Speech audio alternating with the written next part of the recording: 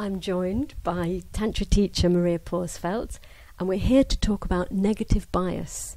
Maria, when was this term first coined, and what is the definition of negative bias? So this term showed up, I believe, around the 1980s, the first time, and was probably more specified and coined, if you will, around the early 2000s. And it is referring to a cognitive bias that makes us pay a lot more attention to what is negative than what is positive. So any kind of experiences that are deemed more negative, any kind of stimuli that we feel is negative, we'll tend to pay a lot more attention to than what is pleasant, what we experience as being positive. And it also means that somehow for us, an insult, for instance, will impact us much more profoundly than praise, unfortunately. Even if we are wishing for praise, we feel good when we are praised. Comparatively, we will feel much worse when someone says something negative, criticizes us, or insults us, for instance. So yes, it is. It's a real slap, isn't it? There's a real sharpness when there's been an insult, or not even an insult, perhaps just someone has a point of view that's different from your own, and then you take it personally. Whereas praise, wow, fantastic, it's the best day ever. Does that mean that we're quite, is it an immature thing? Is it that we're not very subtle as human beings? Why do we respond in that actually quite a childlike way? I guess we are all, in a process of discovering ourselves, and until we start to rest a little bit more in ourselves, until we start to accept ourselves, until we learn to dare to be more authentic, we are constantly looking for confirmation from the world around us, and kind of looking for permission to exist, almost wanting to be told that we are good enough, that we are okay, and that we have a right to be here. Which, when we start to connect more to ourselves in a profound way, we realize that we exist and we don't need permission to do so. We don't need to prove that we have a right to be here or to exist. But when we're in this process of looking for validation and being confirmed in our own existence, someone criticizing, even a little bit, something we said or something we did, might make us feel that in that moment somehow our right to exist is cancelled, or we feel that we are not good enough and that we are somehow attacked. So that is how it translates for us, as if someone is almost attacking our existence or our right to exist in that moment. And then of course the reaction can often be completely out of proportion with what was actually said or what was expressed by the other one. So in terms of reactions, are there a variety of different reactions to negative bias? Of course, it depends a lot on our personality. I mean, now we can say if this negativity bias is something that is there present in all of us. It's kind of how we are wired. We have a natural tendency to pay more attention to what is perceived as negative or as a threat. Now, the most obvious explanation of this would be that we are wired like that because there was a time in our history as human beings where it was very important to scan for dangers, because otherwise you might end up as somebody's lunch, or you would be attacked for various reasons by other human beings or wild animals or whatever might spring at you from out of nowhere. So of course, if you are too busy just feeling happy and content and not paying attention to possible dangers, you probably won't live as long as somebody who is very, very attentive to spot dangers and therefore to be ready to respond to them. So kind of having a natural tendency to detect more readily dangers and negative aspects would have helped in those moments our survival. So we're naturally wired like that. Even some studies show that our brain reacts much more intensely, or is much more stimulated by what we perceive to be negative, which you could speculate is for this reason. So we have it there as a kind of, we say, a default setting in our system. But of course, the way that it then plays out in our life would vary depending also on our personality. Because you can say nowadays, rarely we're in a situation where we're in danger of ending up somebody's lunch. And very rarely do we need to respond to something that's life-threatening. So what kind of effect does it have on the body, this state of being kind of hyper-alert? What tends to happen, basically, when we are, we can say, using this danger detection in our more modern life, where maybe we're rarely in a situation that actually requires it from us, because rarely we will be in a situation where we are in real danger, we can say real physical, immediate danger of our life. When we are very much in this process of constantly scanning for dangers, it means that we are constantly in this fight or flight mode, ready for a danger that doesn't really appear. Which then also means we never have the opportunity to get away from that danger and to relax and to recalibrate and to bring our body and our being back into a state of harmony. We stay in a constant readiness, scanning for dangers somehow. And finding them indeed, because you always find what you're looking for. And then we can end up staying in this fight or flight mode, which basically means a chronic state of stress.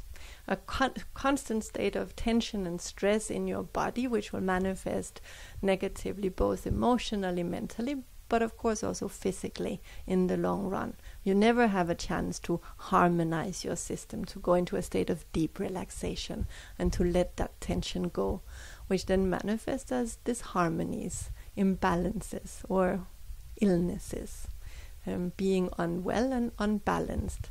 And when that is maintained for long periods of time, that even turns into very serious and chronic illnesses. So if people are doing this for a long period of time without realizing it, they don't actually know about the negativity bias, so they don't even know how to spot it. Does that then mean that they kind of inhabit an unreal world where they become even more frantic to assert their preferences and their aversions and kind of in a way force a dogma on everyone around them? Of course, there is a danger in not contemplating this tendency and not noticing it, because indeed we believe that we are justified in this constant lookout for dangers, and we also genuinely believe that the dangers we spot are real and are threatening. Otherwise, we wouldn't give them our time and attention. So it does create a certain reality for us where we get fixed into that perspective. Yeah, so of course it creates our reality, because actually I often notice, I don't know if you ever noticed, when you confront a pessimist with the fact that they're a little bit pessimistic, often what they will tell you, and is almost for sure that they will say exactly this: I am not pessimistic, I'm just realistic. Yeah. And this is the conviction. When someone calls himself a realist, most often they're a pessimist in disguise, or someone who is looking for negative aspects. And of course, from that perspective, anyone who has a more optimistic approach or is looking more at the positive elements will seem as if they're silly, or they're ignoring the real scenario, or they're, off with the fairies somehow and living in a dream world. That would be the perspective. Because what the negativity bias also implies is that not only will we tend to look more for what is negative news, for instance, because of course that's one of the very obvious places we can contemplate this manifesting. When it comes to news, the scandalous, the dramatic, the imminent danger is what draws our attention much more. If you would just write about only positive things, or today only pleasant things happen, nobody would be interested in the same way. We're very stimulated by the dramatic and threatening news. It really draws us in, but it's also easier for us to believe. Maybe because we pay more attention to it, but it's much easier for us to believe the negative to be true. And we tend to give it bigger validity than the positive.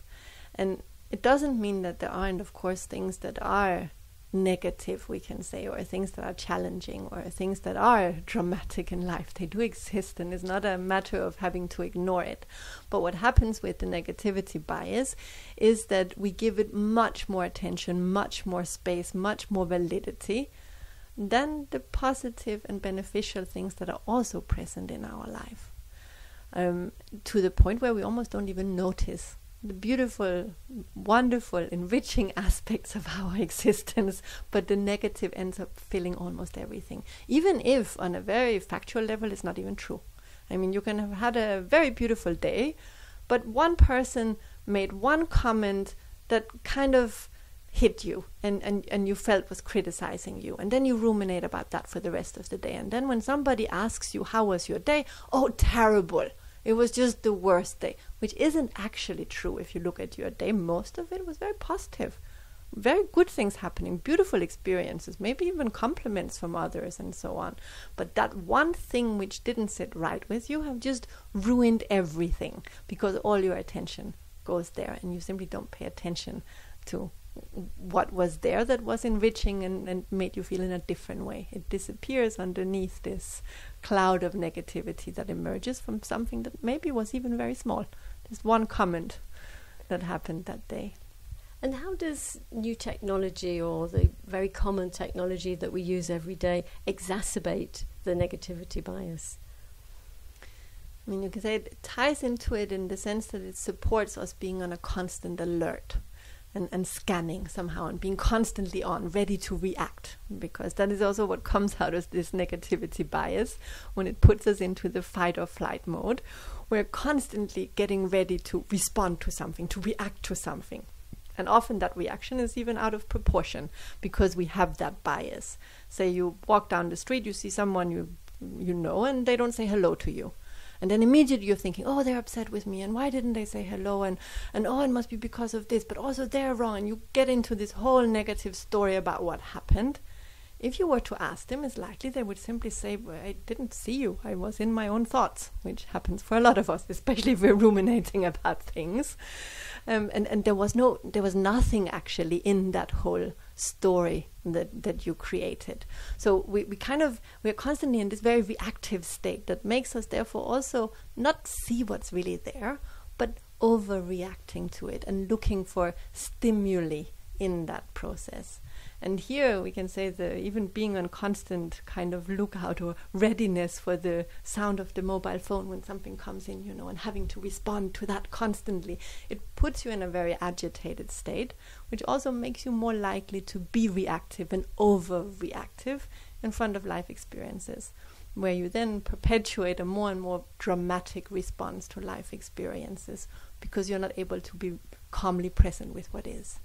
Basically. So there's an over-identification with negative things that then leads perhaps in a social respect to collusion, a kind of let's all moan about things, or let's all talk about the terrible things that are happening in the world for which we don't have any particular solution.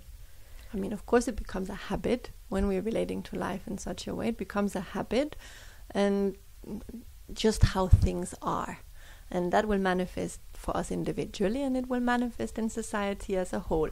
And then, of course, it becomes more and more self-perpetuating, because you will manifest it. It will be coming back to you from your friends, your family, from the news, from everywhere. And then that becomes reality. When it becomes the common narrative, of course, then that is reality.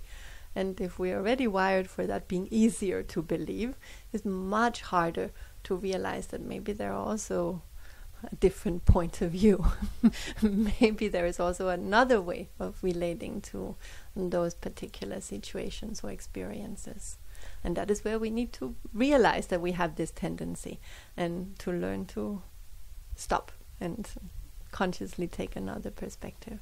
It reminds me very much of the nursery rhyme of Henny Penny, the chicken who was going to see the king to say that the sky was falling in, but in fact it was an acorn falling on her head. So it just really typifies that idea, that incredible worry, fear, panic related to something that just actually isn't true. How can somebody catch themselves in mid-flow of negativity bias and stop themselves?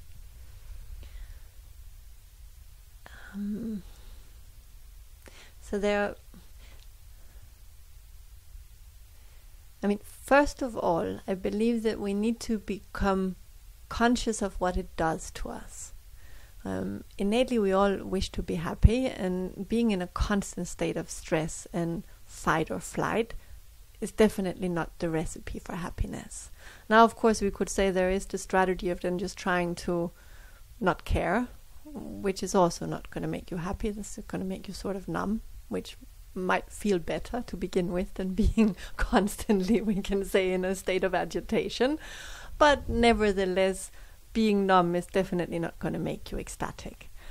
So relating to this genuine wish to be happy and to be happier, which I believe is there for all of us, looking at how we can mitigate the effects of this negativity bias and even create more positive habits for ourselves.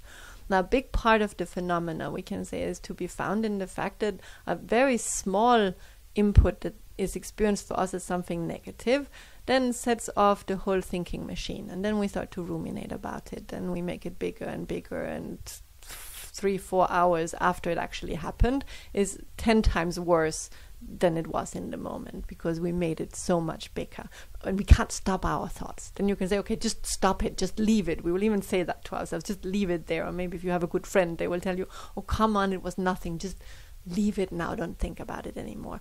It's very difficult to do. If we don't have tools to just leave it in that moment, trying to take your mind off it, doing something that makes you feel better would be a place to start. Actually getting out of that very tense and stressed fight and flight state, we can balance it or bring us into a state of relaxation exactly by doing something that will relax us. Pleasure is one way. For instance, experiencing pleasure and aiming to consciously have a pleasurable experience can help us to relax. Conscious relaxation, a warm bath, a nice walk in nature, whatever helps us to calm down will have a positive effect on it. Now, as a more, we can say, profound and ongoing solution that will actually start to solve the problem and the tendency and create a bit more of a balance in the way that you see life, would be a practice of meditation, to learn to meditate, and in this way to calm down your wild mind, to start to be able to bring it under control and to obtain a more calm inner state, generally speaking, in how you're meeting the world.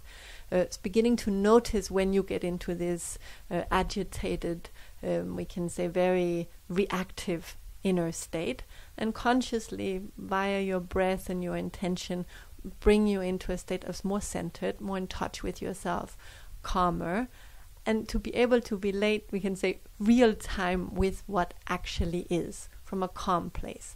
That will often also allow you to see that maybe the other person just didn't see you. It wasn't that they're upset with you and the whole story that follows.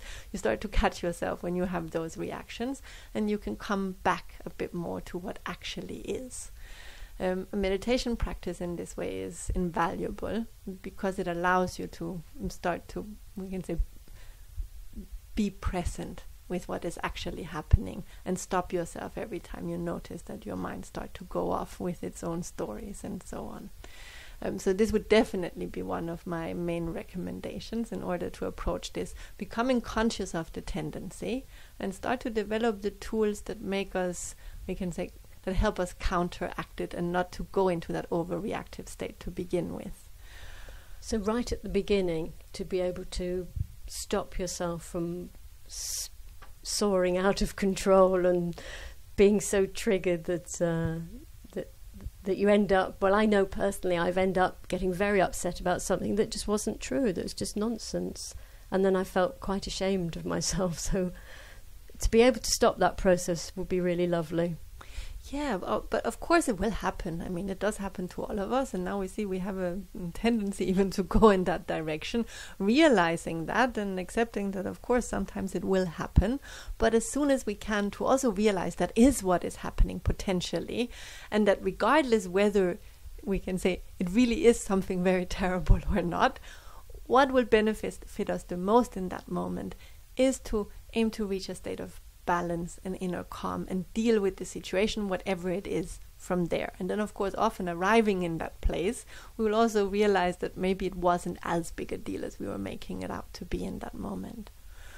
Another thing that can help us to create a bit more balanced approach to our life, because the problem is that the negativity bias kind of, if left unchecked, kind of end up stealing our life, because all the emphasis and the focus on our life becomes whatever have gone wrong, and the mistakes that we have made or others have made, and all the things that were bad and might happen that are bad, and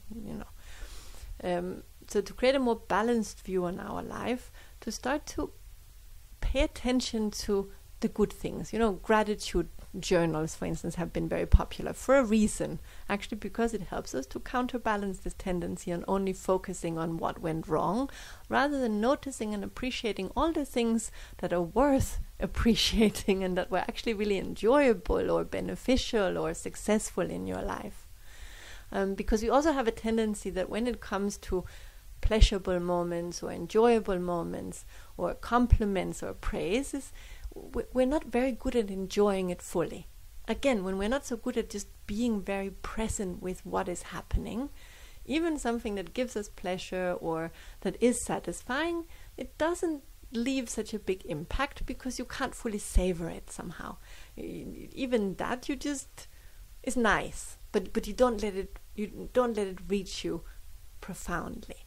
So alongside stopping yourself when you are getting worked up about something which might not even be the case, and feeling yourself going into that, we can say, agitated fighting state, not only letting that go, but also start to cultivate and to pay attention to when you are relaxed and when things are feeling good, and to go deep into that feeling of relaxation, and we can say amplify your ability to enjoy and to really experience fully the pleasurable moments, the happy moments, the fulfilling moments in your life.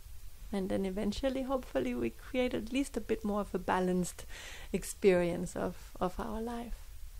And this is something that Tantra can help with in many ways. Definitely. I mean, we are starting, we can say, the tantric education with learning exactly this, to be relaxed and very attentively present.